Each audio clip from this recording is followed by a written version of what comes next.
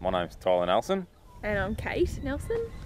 and we're just north of Boort on part of our property that is run by our family, which involves Paul Nelson and Jerry Nelson, my parents, and grandparents John and Margaret as well. We're mainly 100% cropping at the moment, and we have a bit of flood irrigation, but mainly dry land. The main crops have been wheat, barley, and canola and vetch for hay. They're our sort of stable crops that we have been growing and will be continuing to grow at the moment. I grew up in the area of Boort and had a lot to do with being on the farm as a young child and teenager, and grew up getting interested in different aspects of the farm, and therefore when making selections about what I was going to do when I finished year 12, I headed off to Melbourne Uni and studied a Bachelor of Agricultural Science. I was lucky enough to receive a rural finance scholarship while I was at university to help me out with my university studies there. I'm a local girl. We went to school together, so ended up back here together. I'm a primary teacher, and I'm just doing relief teaching at the moment. So I've been helping out on my days off on the farm, just doing odd jobs really, like fencing and lunch runs and stuff like that. Not too long after I came back and got heavily involved in the farm, but coming back and working there full time, we sort of looking to expand the business now that I was involved. We looked at purchasing some more land. An opportunity came up there, and we talked to Rural Finance and just to see what was available and that sort of stuff. And we were able to, through the Young Farmers Finance program, able to get a interest rate subsidy on a portion of the money we borrowed to purchase some land, and that sort of just made the business a bit larger and probably more practical for supporting another person, or assisting in supporting another person in that, and as well as just sort of growing the business in general, I suppose. Since we moved back from Melbourne, we got married, moved into the house that I used to live in as a child. Then I started doing a few renos, so that's sort of probably in the non-farming side of things.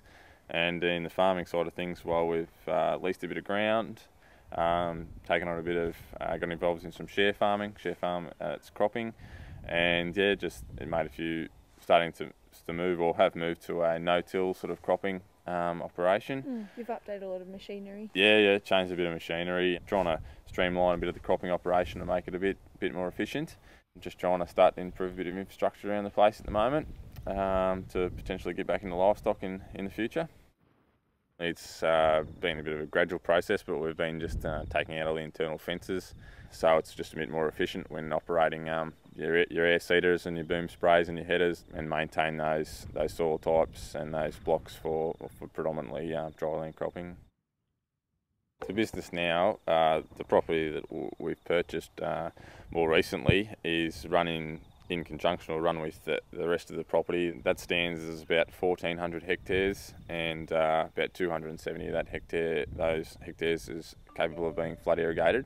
Some of that's share farmed and some of that's leased as well. So that's where we are at the moment, and we're mainly, as I said, focusing on dry land cropping at the moment, but trying to improve those now with that water allocation, trying to utilise that water that we can have, and help that to reduce our risk in terms of production, having some country that's capable of being irrigated, and getting a bit of return off that water that we have. But in the future, we'll probably be looking at trying to diversify back into some livestock at some time down the track. So we'll be trying to set up a bit of infrastructure here on the home block for that, in terms of good fencing and that sort of stuff.